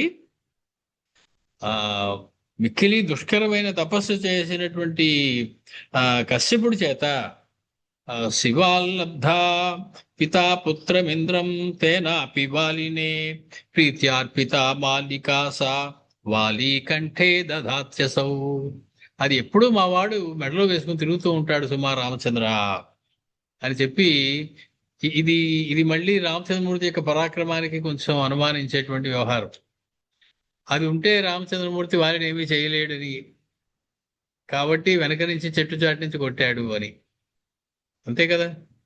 కాబట్టి ఇది ఆనందరామాయణకారుడు అనుకోడు, వాల్మీకి మహర్షే ఇంకొక ఎప్పుడో కల్పంలో జరిగినటువంటి రామాయణం అయి ఉంటుంది ఇది. ఆ మనం మామూలుగా చదువుకునేటువంటి ఆ ప్రసిద్ధమైనటువంటి వాల్మీకి మూల రామాయణంలోది కాదు ఈ యొక్క ఆలోచన. మొత్తానికి ఆ తస్యాస్త్వం దర్శనాద్రామాగత సత్వో భవిష్యసి. రామచంద్ర, నువ్వు కూడా ఏదో ఆరిని సంహరిస్తానంటున్నావు గాని ఆ మాలికని చూస్తే నీవు కూడా నీరసపడిపోతావు, నీ శక్తి అంతా కూడా అంతరించిపోతుంది. తత్ర ఉపాయం చింతయస్వ ఏన తే జయో భవేత్. కాబట్టి వాలిని కేవలం శక్తితో కొట్టడానికి ప్రయత్నం చెయ్యకు, యుక్తితోటి ఉపాయంతో వాలిని సంహరించాలి మనం. కాబట్టి నువ్వు దీనికి ఏదైనా ఒక ఉపాయాన్ని ఆలోచించు. తత్తస్య వచనం శ్రుత్వా రామః సర్పం తమబ్రవీత్ యశాపాన్మోచిత పూర్వం సప్తతాళాన్ విభజ్య చ గచ్చత్వం మమ వాక్యేన కిష్కింధాయాంచ వాలినం. మొత్తానికి ఈ విషయం, ఈ కథ అంతా చెప్పింది ఆ రామచంద్రమూర్తికి. ఆ సర్పం బయటికి వచ్చింది 7 సప్తతాళములు భంజనం అయిపోయిన తర్వాత ఆ ఆ సర్పం వచ్చి చెప్పింది రామచంద్రమూర్తి తోటి, ఇతడిని నువ్వు సంహరించిన వ్యవహారం మామూలు కాదయ్యా, అతని మెడలో ఒక కంఠమాలిక ఉంటుంది అని. అది విన్నాక రామచంద్రమూర్తి ఆ సర్పంతో చెప్తూ ఉన్నాడు, నువ్వు ఆ సప్తతాళాలని బంధించడం ద్వారా నీ శాపం తీరిపోయింది, కాబట్టి నువ్వు ఇంకా బయలుదేరి వెళ్ళి కిష్కింధకి వెళ్ళి నువ్వు ఒకసారి వెళ్ళి వాలి దగ్గరికి వెళ్ళు. నిషీధే నిద్రితం దృష్ట్వా హరతన్మాలికాం శుభాం. వెళ్ళి వాలి చూడకుండా ఆ మాలికను నువ్వు అపహరించు. తదేతి రామ వాక్యేన కిష్కింధామేత్యపన్నగ. మొత్తానికి ఆ రాముడు చెప్పినటువంటి ఆ మాటని చూసి యుక్తితో సాధించాలి పని, కాబట్టి అది ఆ పన్నగం, ఆ సర్పము కిష్కింధ నగరంలోకి వెళ్ళింది. మంచకస్థం జగారాధ తాం మాలాం వాసవం దదౌ. ఆ మాలని మంచం కింద దాచి ఉంచుతాడు వారి. వెళ్ళి మంచం కింద నుంచి ఆ మాలను తీసుకొచ్చి తిన్నగా మళ్ళీ పట్టుకెళ్ళి దేవేంద్రుడి చేతిలో పెట్టేసింది. అదిగోనయ్యా నువ్వు మీ అబ్బాయికి ఇచ్చినటువంటి మాల, అది నేను తీసుకొచ్చేస్తాను, తీసుకో అని చెప్పి దేవేంద్రుడికి అప్పచెప్పేసింది ఆ సర్పం. తతో రామాజ్ఞయా గత్వా సమాహూయాథ వాలినం యుద్ధం చకార సుగ్రీవః శ్రీరామోపి దదర్శతం. మొత్తానికి రామచంద్రుని యొక్క సలహా మీద సుగ్రీవుడు ఆ కిష్కింధ పొలిమేరలో నిలబడి వాలిని యుద్ధానికి ఆహ్వానించాడు. యుద్ధం చేశాడు. రామచంద్రమూర్తి కూడా దగ్గరుండి ఆ యుద్ధాన్ని చూశారు. సమాన రూపౌతవు, ఇద్దరు ఒకే రూపంలో ఉన్నారు. దృష్ట్వా మిత్రఘాత విశంకయా నముమోచ తదా బాణం రామస్సోపి నివర్తత. ఇప్పుడు గనక బాణం వేసినట్లయితే ఆ బాణం సుగ్రీవుడు అనుకుని వాలిని కొట్టినా, వాలి అనుకుని సుగ్రీవుడు కొట్టిన ప్రమాదమే. ఆ వాలి అనుకుని సుగ్రీవుడు కొడితే ఎక్కువ ప్రమాదం. సుగ్రీవుడు అనుకుని వాలిని కొట్టినా కూడా ఎవరు వాలో తెలియదు, మిగిలిన వాడు సుగ్రీవుడు అయ్యేటువంటి అవకాశం కూడా ఉంది. కాబట్టి ఎవరు వాలి ఎవరు సుగ్రీవుడు తెలియక రామచంద్రమూర్తి వారిద్దరూ ఒకేలా ఉండడం వల్ల, రూపంలోనూ యవ్వనంలోనూ పరాక్రమంలోనూ ఒకేలా ఉండడం వల్ల ఎవరో పోల్చుకోలేకపోయారు రామచంద్రమూర్తి. కాబట్టి ఏమీ చేయలేదు. సుగ్రీవో రాఘవం ప్రాహ మాం ఘాతయసి వాలినా. వెంటనే పరిగెట్టుకుంటూ వచ్చినటువంటి సుగ్రీవుడు, మా అన్న వాలి చేత నన్ను దెబ్బలు తినిపిస్తావా, కొట్టిస్తావా నువ్వు? ఇదా స్నేహం అంటే, ఇదా మిత్రత్వం అంటే? యది మద్దహననే వాంఛా త్వమేవ జహి మాం విభో. మా అన్నయ్య చేతిలో నన్ను చంపించేయడమే నీ ఉద్దేశం అయితే రామచంద్ర, ఎందుకయ్యా ఈ కపటపు పనులు? నువ్వే బాణం తీసుకుని నన్ను సంహరించేసే, నేను సిద్ధంగా ఉన్నాను. మా అన్నయ్య చేత ఎందుకు సంహరించడం, నన్ను సంహరించేలా చేయడం అని చెప్పి వెక్కి ఏడ్చాడు సుగ్రీవుడు స్నేహితుడైనటువంటి రామచంద్రమూర్తి దగ్గర. తత్తస్య వచనం శ్రుత్వా సుగ్రీవస్య రఘుత్తమః బంధయామాస సుగ్రీవ కంఠే మాలాంతు బంధునా. లక్ష్మణుడి చేత ఒక గజపుష్ప మాలను ఒకదాన్ని సుగ్రీవుని యొక్క కంఠంలో వేయించారు రామచంద్రమూర్తి. పునస్తం ప్రేషయామాస సోపి వాలినమాహ్వయత్. ఇప్పుడు వెళ్ళి పిలు వాలిని అన్నాడు. వెంటనే సుగ్రీవుడు వెళ్ళి మళ్ళీ వాలిని యుద్ధానికి ఆహ్వానించాడు. తతశ్రుత్వా యయౌ వాలి తం తారా ప్రార్థయత్తదా. పరిగెట్టుకుంటూ వాలి దగ్గరికి మళ్ళీ వెళ్తున్నటువంటి సుగ్రీవుడి దగ్గరికి మళ్ళీ వెళ్తున్నటువంటి వాలిని తారాదేవి ఆప్ చేసింది. రెండు చేతులు జోడించి నమస్కారం పెట్టింది. శృతం అంగద వాక్యేన మయా రామ సమాగత. చారుల ద్వారా అంగదుడికి ఒక వార్త తెలిసిందయ్యా, మన కుమారుడికి. అది నీతో చెప్పాలి నేను. రాముడు అనేటువంటి ఒక ఆయన వచ్చి వీరితో జత కలిశాడట సుగ్రీవుడితో. చకార మైత్రీం కిం తేన మా కురుష్వాత్య సంగమం. సుగ్రీవుడితో యుద్ధం చెయ్యి, కానీ ఇవాళ మాత్రం వద్దు. ఎందుకంటే ఇవాళ అతగాడి స్నేహితుడు అతని పక్కన ఉన్నాడని నేను విన్నాను. అతడు బాగా రాముడితో స్నేహం చేశాట, కాబట్టి ఈ రోజు నువ్వు యుద్ధానికి వెళ్ళవద్దు. గచ్చ నత్వారమానాథం బంధుం మానయ సాదరం. ఒకవేళ వెళితే ముందు సుగ్రీవుడితో యుద్ధం చేయకు, ఆ రాముడన్న ఆయనకి నమస్కారం పెట్టు. పక్కన లక్ష్మణుడు ఉంటాడు, ఆ లక్ష్మణుడు అన్నానికి ముందు నమస్కారం పెట్టు అయ్యా, తర్వాత సుగ్రీవుడితో యుద్ధం చెయ్యి. ఇది నేను తెలుసుకున్నటువంటి విషయం. కాబట్టి నువ్వు యుద్ధానికే వెళ్ళకు. వెళ్ళినట్లయితే గచ్చ నత్వా రమానాథం. రమానాథుడట, లక్ష్మీనాథుడైనటువంటి ఆ శ్రీరామచంద్రుడికి ముందు నమస్కరించు. బంధుం మానయ సాదరం. అతని బంధువు అయినటువంటి లక్ష్మణుడికి సాదరంగా నమస్కరించు. యవ్వరాజ్య పదం దేహి తస్మై మే వచనం శృణు. అలా నమస్కరించి మీ తమ్ముడు సుగ్రీవుడికి యువరాజుగా పట్టాభిషేకం చేసేసేయి. ఏ గొడవలు ఉండవు ఇక మనకి.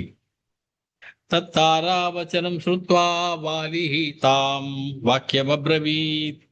జానామ్యహం రాఘవం తం నరరూపధరం హరిం.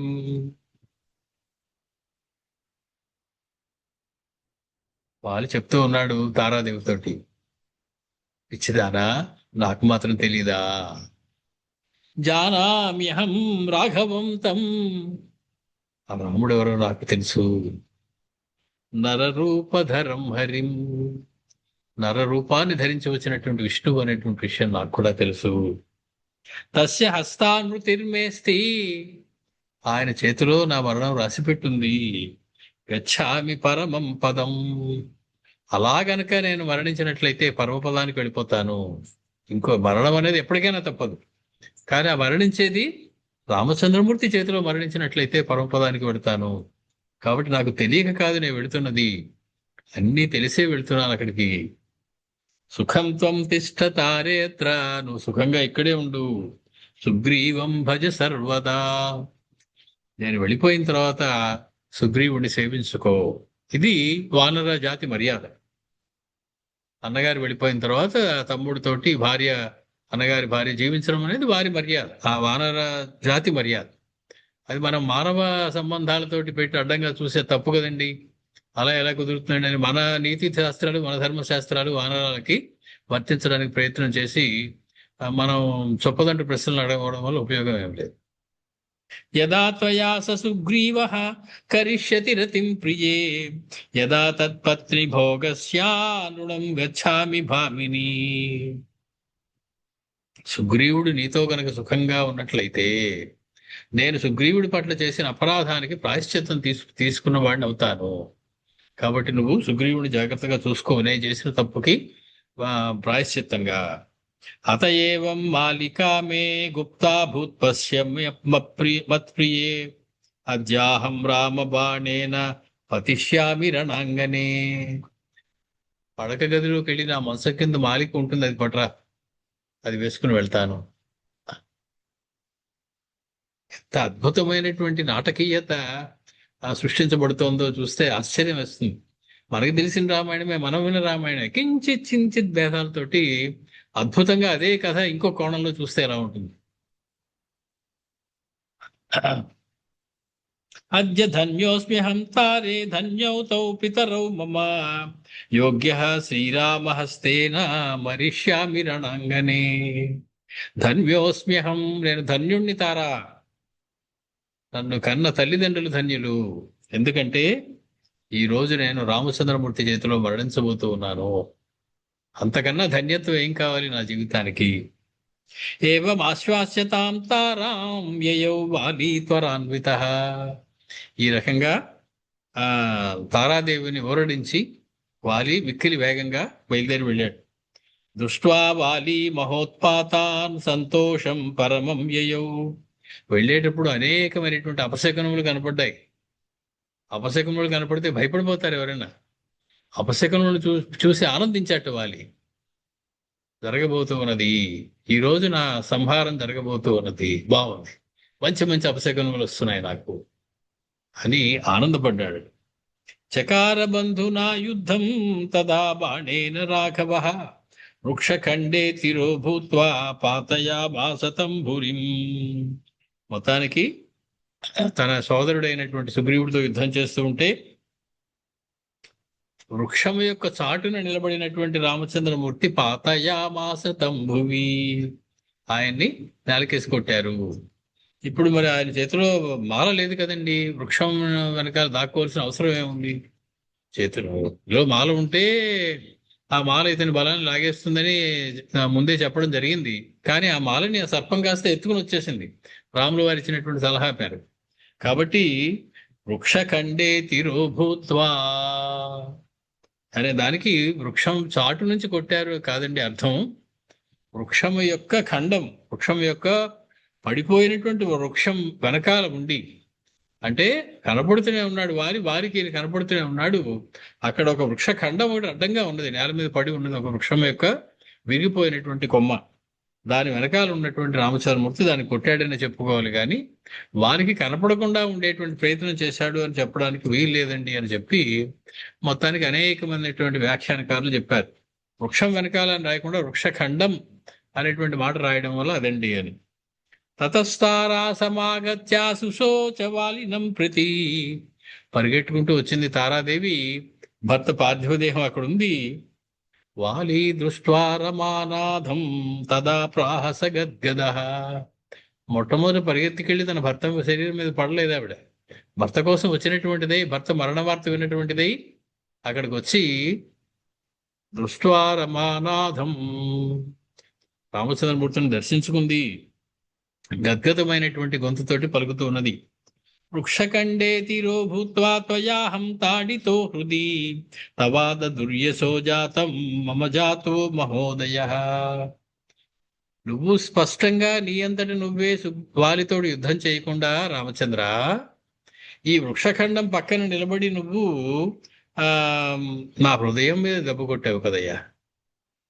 కాబట్టి దీనివల్ల నీ యొక్క యశస్సు తగ్గిపోయింది అని నేను అనుకుంటూ ఉన్నాను. నువ్వు ద్వంద్వ యుద్ధం చేసి కొట్టి ఉంటే వారిని నేను ఆనందపడేదాన్ని. కిం మయాపకృతం తేహి త్వయా యస్మాన్ నిపాతితః. నా హృదయం మీద దెబ్బ కొట్టావు, ఎందుకంటే నా హృదయంలో వాలి ఉన్నాడు. వారిని సంహరించడం అంటే నా హృదయాన్ని దెబ్బ కొట్టడం. నేను నీకేం అపకారం చేశానని నన్ను హింసించావు నువ్వు రామచంద్ర అని అడిగింది తారాదేవి. మహా తెలివైన ఆవిడ రామచంద్రమూర్తి. నీకు నాకు వైరం ఏమి లేదు కదా, నన్నెందుకు నువ్వు హింసించావు నా భర్తను సంహరించి. రామప్రాహ వాలినం త్వం రుమయాలం పటస్తదా. వాలిని ఆ రకంగా నేను కొట్టిన మాట వాస్తవమే, కానీ ధర్మ సంస్థాపనార్థాయ, ధర్మాన్ని స్థాపించడం కోసం నేను వచ్చాను. ఏమిటి అధర్మం వాలి చేసింది?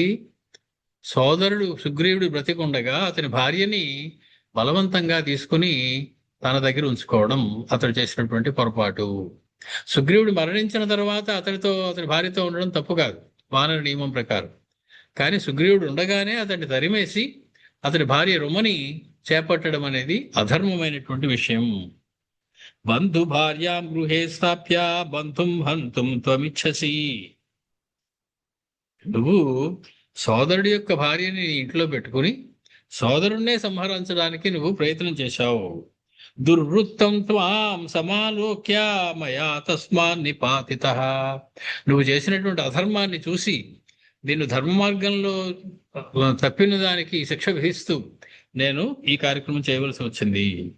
యథా త్వయా రుమా భుక్తా తథా తారాం తవ ప్రియాం భోక్షత్వయం హి సుగ్రీవో వచనాన్మే కపీశ్వరా. నువ్వు ఏ రకంగా భర్త ఉండగానే సుగ్రీవుని భార్యను నువ్వు చేపట్టావో, నువ్వు వెళ్ళిపోయిన తర్వాత ఆ రకంగా నీ భార్య తారాదేవిని సుగ్రీవుడు చేపడతాడు కదా. యద్యపి త్వం దురాచారో నిహతోసి రణే మయా. నువ్వు దురాచారం చేశావు కాబట్టి నిన్ను నేను యుద్ధంలో సంహరించాను. తథాపి బిల్ల రూపేణ ద్వాపరాంతేన ఘృణం మమ విత్వా ప్రభాసే బాణేన పూర్వవైరేణ వానర. కాకపోతే నేను నిన్ను బాణంతో కొట్టాను, నువ్వు చూడకుండా కొట్టాను అని అంటున్నావు కాబట్టి నీకు ఒక వరం ఇస్తున్నాను.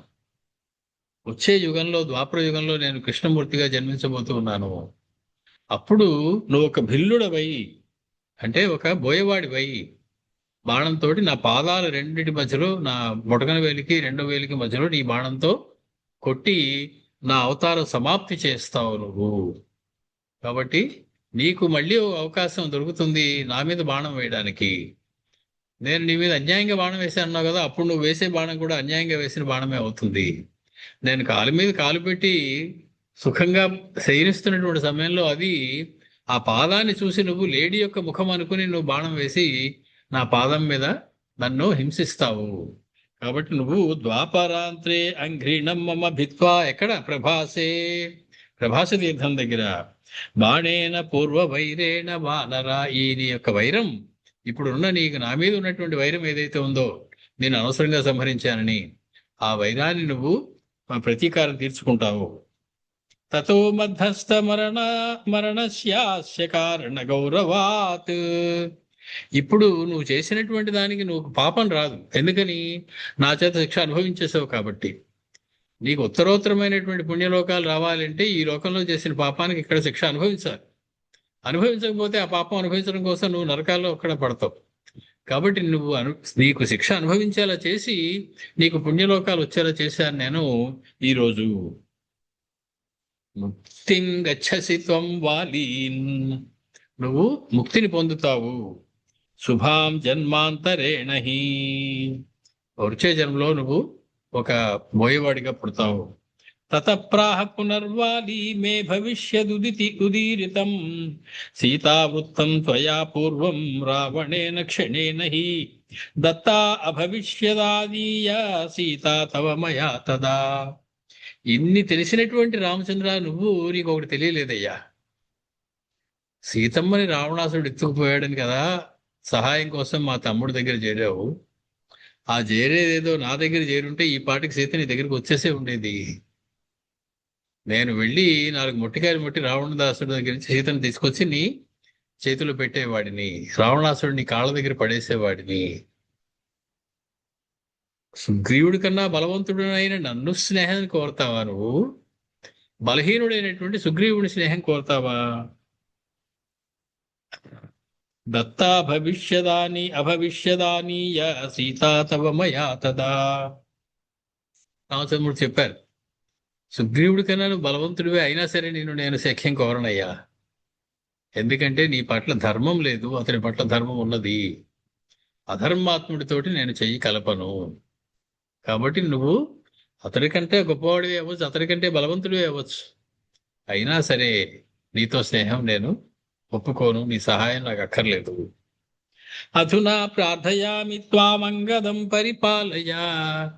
సరే రామా, నువ్వు చెప్పిందంతా నిజమే, నేను అధర్మం చేశాను, నీ చేతిలో మరణించడమే నాకు కావలసింది, నా కోరిక నెరవేరింది.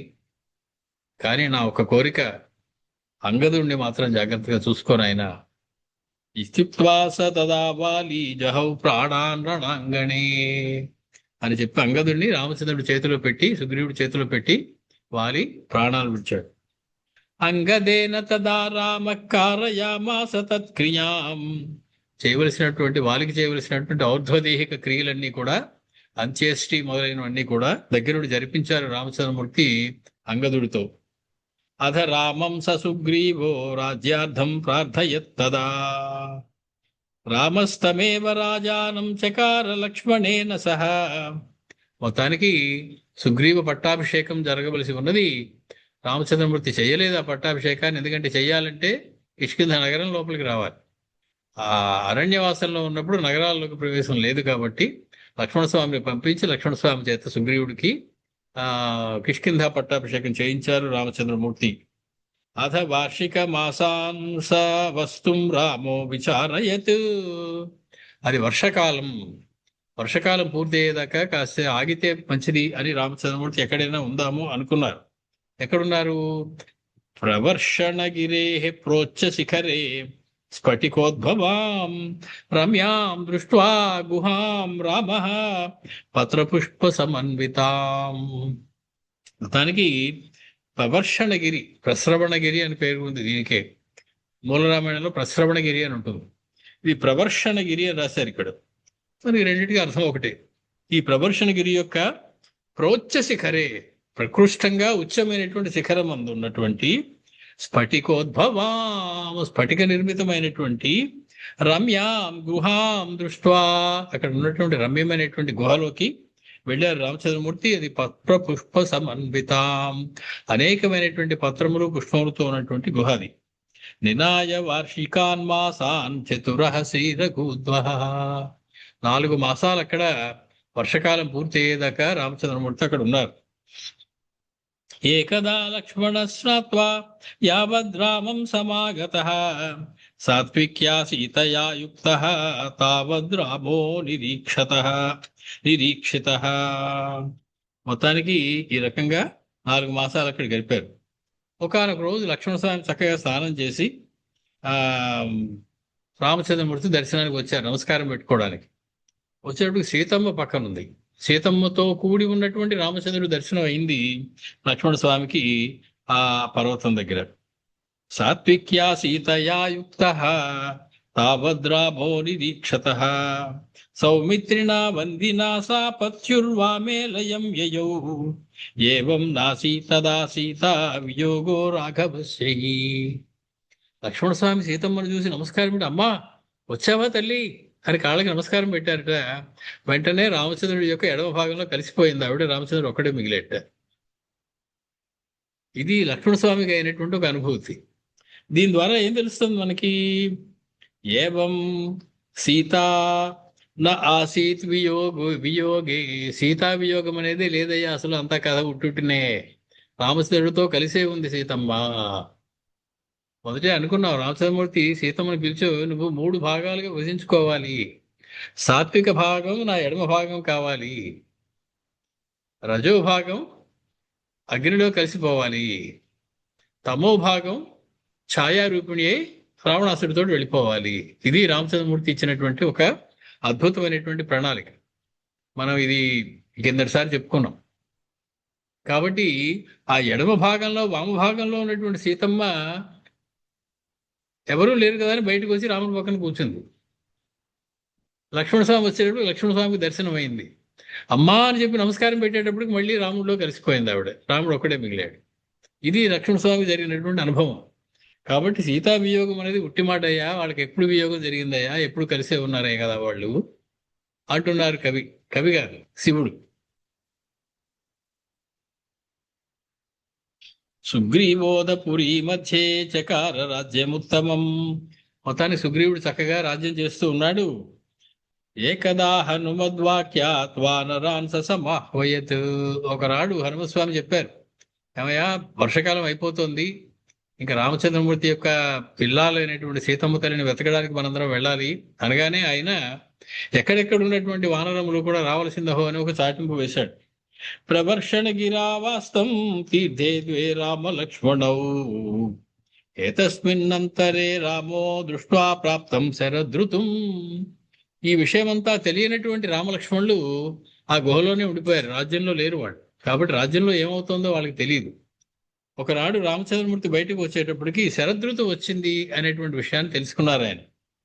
క్రోధేన ప్రేషయామాస సుగ్రీవాయ లక్ష్మణంచ సహా. వెంటనే కోపంతో లక్ష్మణస్వామిని పిలిచి చెప్పారు, వెంటనే నువ్వు సుగ్రీవుడి దగ్గరికి వెళ్ళు, వర్షకాలం అయిపోయింది, సీతమ్మను వెతకడానికి ఏమీ ఏర్పాట్లు చేయటం లేదు, రాజ్యభోగాలు కులుకుతూ ఉన్నాడు, నువ్వు వెళ్ళి అతనికి ఒక హెచ్చరిక చేసిరా. మూల రామాయణంలో అలాగే అన్నయ్య సర్రంని కత్తి తీస్తారు లక్ష్మణస్వామి. ఏమిటా కత్తి తీసావని అడుగుతారు, చంపేసి వచ్చేస్తాను అన్నయ్య అన్నారే. బాబు అంత పని మాత్రం చేయకనైనా అన్నాడు రామచంద్రమూర్తి. మన స్నేహితుడయ్యా అతడు, అటువంటి పని చేయకు.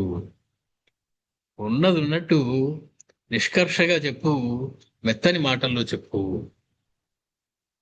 నాకు రాదన్నయ్య అలా మాట్లాడడం అన్నారు లక్ష్మణ స్వామి. నేను ఉన్నది ఉన్నట్టు మాట్లాడేస్తాను టకీ పిక్కి, కానీ నీలాగా మాట్లాడడం నాకెక్కడ వస్తుంది అన్నారు. అప్పుడు రామచంద్రమూర్తి చెప్పారు ఏం చెప్పాలో. ఏం చెప్పారు? సుగ్రీవ, ఆనాడు వాలి వెళ్ళినటువంటి దారి ఇంకా మూసుకుపోలేదు అని గుర్తుపెట్టుకో. వాలి వెళ్ళిన మార్గం ఇంకా తెరుచుకునే ఉంది. అంటే స్వర్గలోకానికి మార్గం ఇంకా తెరుచుకునే ఉంది. అంటే వాలి ఎక్కడికి వెళ్ళాడు, నువ్వు అక్కడికే వెళ్తావు. నువ్వు కూడా మరణించబోతూ ఉన్నావు నా చేతిలో. కాబట్టి వాలి వెళ్ళిన చోటుకే నువ్వు వెళ్ళేటువంటి అవకాశం ఉన్నది సుమా అని చెప్పి రామచంద్రుడు చెప్పారు.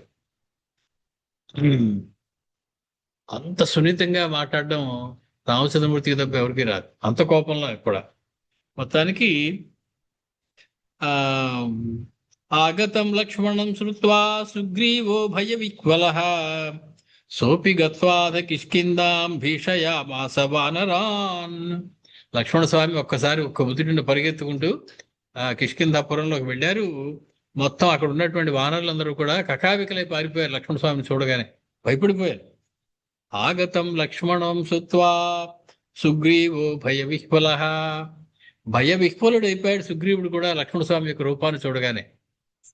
మూల రామాయణంలో రాస్తారు, ఒక్క ఉదుటిన సింహాసనం నుంచి నేల మీద పడిపోయాడు ధబేలని. ఆ భయంతో సుగ్రీవుడు లక్ష్మణ స్వామిని చూసి మారుతిం ప్రేషయామాస సాంత్వనార్థం హి లక్ష్మణం. బాగా మాట్లాడే వాళ్ళలో మొదటి పేరు హనుమత్ స్వామి, ఆయన మంత్రి. ఆయన పంపించాడు, బాబు బాబు బాబు నువ్వు వెళ్ళి కాస్త మాట్లాడి రావయ్యా, ఆయనతోటి ఎందుకో కోపంగా ఉన్నారు లక్ష్మణ స్వామి. సగత్వాతం సాంత్వయిత్వా కిష్కింధామానయత్తదా. లక్ష్మణ స్వామి వెళ్ళారు, ఆ హనుమత్ స్వామి వెళ్ళారు, లక్ష్మణుడితో మాట్లాడారు, జాగ్రత్తగా అంతఃపురం లోపలికి తీసుకొచ్చారు. ఏతస్మిన్ అంతరే తారాం ప్రేషయామాస వానరః. ఇంకా భయం తగ్గినటువంటి సుగ్రీవుడు ఆ ఆంజనేయ స్వామి వెనకాల తారాదేవిని కూడా పంపించాడు. ఆమె కూడా చాలా చక్కగా మాట్లాడగలదు. సాపి గత్వా మధ్య కక్షాం సంస్థితం తం దదర్శః. అంతఃపురం యొక్క మధ్య కక్షలో ఉన్నటువంటి లక్ష్మణ స్వామి దగ్గరికి తారాదేవి వచ్చింది. లక్ష్మణం సాంత్వయామాస వచోభిర్మధురైర్నిజైః. మధురమైనటువంటి తన వాక్కులతోటి లక్ష్మణ స్వామి యొక్క కోపాన్ని తగ్గించింది. సమాహూతాని సైన్యాని రామార్థం ప్రవగేనహి సుగ్రీవే చ త్వయా కోపో మా కార్యో అద్యహి దేవరా. దేవరా, దేవరా అంటే భావం మరిది అని అర్థం. మరిది అని అర్థం. ఓ మరిది. లక్ష్మణుడు మరిది ఎలా అయ్యాడు అంటే, రాముడు లక్ష్మణుడు కూడా మరిది లెక్కకు వస్తారనమాట ఆవిడకి. అంటే సుగ్రీవుడు అన్నగారైతే తారాదేవి రామచంద్రుడికి లక్ష్మణుడికి వదిన గారు అవ్వాలి. కాబట్టి ఆవిడ ఒక వరుస కలిపేసి మాట్లాడడం ఇది కొంతమందికి చాలా బాగా వస్తుంది. ఎవరన్నా కనపడగా అన్నయ్య గారు అని చెప్పి మాట్లాడిస్తూ ఉంటారు. అందరికీ రాదు, ఇది చాలా అందమైనటువంటి అలవాటు. ఒక వరుస కలిపి మాట్లాడడం అది వచ్చి ఇవిడికి చెప్పి మరిది గారు అంటూ లక్ష్మణ స్వామిని సంబోధించి ఆవిడ చెప్తూ ఉన్నది, మీరు ఆయన మీద అంత కోపం తెచ్చుకోవడం తగునా? ఇప్పటికే ఆయన చేయవలసిన పనులన్నీ చేశారు, సమస్తమైనటువంటి వారాలని కూడా ఏర్పాటు సిద్ధం చేశారు. సుగ్రీవేచ త్వయా కోపః మా కార్యః అద్యహి దేవర. తతో లక్ష్మణ హస్తే సా ధృత్వా రాజగృహం యయౌ. మొత్తానికి చెయ్యి పట్టుకుని లక్ష్మణ స్వామిని ఆవిడ సుగ్రీవుడి దగ్గరికి తీసుకువెళ్ళింది. దృష్ట్వా సుగ్రీవరాజః తమాసనాత్ సచచాలసః. ఇప్పుడు అక్కడ ముందే చెప్పేశారు మహర్షి, ఇప్పుడు చెప్తున్నారు. దర్శనం అవ్వగానే లక్ష్మణ స్వామికి సుగ్రీవుడు సింహాసనం నుంచి కింద పడిపోయాడు ఆ భయంతో. సచచాలసః సుగ్రీవం లక్ష్మణ ప్రాహ విస్మృతోసి రఘుత్తమం. చిన్న చిరునవ్వుతోటి లక్ష్మణ స్వామి చెప్పారు సుగ్రీవుడితోటి, మా అన్నగారిని మర్చిపోయినట్టున్నారే అన్నట్టు. ఎంత ఎంత చక్కగా ఎంత సున్నితంగా చెప్పారు చూడండి. విస్మృతోసి రఘుత్తమం, రఘుత్తముడైనటువంటి శ్రీరామచంద్రుని మర్చిపోయినట్టున్నారు కదా అన్నారు లక్ష్మణస్వామి. వాలీయేన హతో వీరః సబాణ స్వం ప్రతీక్షతే. అదే మాట ఇంకోలా చెప్పారు. ఏ బాణంతో అయితే వీరుడు అయినటువంటి వారు సంహరించబడ్డాడో ఆ బాణం ఇంకా అక్కడ వేచి చూస్తోంది, తర్వాత ఎవరు సంహరిద్దామా అని. అంటే నెక్స్ట్ టర్న్ నీదేనయ్యా, మీ అన్నగారు వెనకాల ఉండవలసిన వాడివి. త్వమజ్జవాలినో మార్గం గమిష్యసి మయా హతః. అంతదాకా అక్కర్లేదు, ఇప్పటికిప్పుడే నేను తలుచుకుంటే నిన్ను సంహరించి వారి వెనకాల పంపించేయగలను. ఏమం ఏవం అత్యంత పరుషం వదంతం లక్ష్మణం తదా ఉవాచ హనుమాన్ వీరః కథమేవం ప్రభాషసే. అంత కఠినంగా వస్తున్నాయి మాటలు లక్ష్మణస్వామికి. నేనే చంపేస్తాను నిన్ను, మా అన్నగారి దాకా అక్కర్లేదు అనేటప్పటికి 2 చేతులు పరిగెత్తుకు వచ్చి పట్టుకున్నారు హనుమత్ స్వామి లక్ష్మణుడివి. పట్టుకుని, అంత కఠినంగా మాట్లాడడం తగునా స్వామి, అంత కాఠిన్యమా మీ మాటలో? రామ కార్యార్థమనిశం జగతిం నతు విస్మృతః.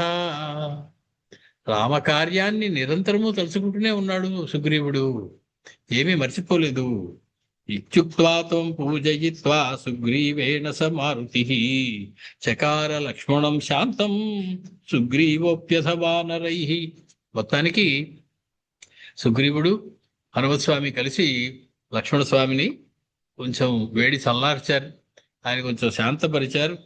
అప్పుడు సుగ్రీవుడు వానరులతోటి గత్వాతం రాఘవం నత్వా దర్శయామాస వానరాన్. అక్కడికి వచ్చిన వానరులందరినీ తీసుకుని రామచంద్రమూర్తి దగ్గరికి వెళ్ళారు. ఆశ్చర్యపోయారు రామచంద్ర, ఎంతమందా? వీరందరినీ సిద్ధం చేసి నీకోసమే ఉంచానయ్యా, నేను నీ కార్యాన్ని మర్చిపోలేదు రామచంద్ర అని చెప్పి వారందరూ అక్కడికి తీసుకెళ్లి ఆయన చూపించారు సుగ్రీవుడు.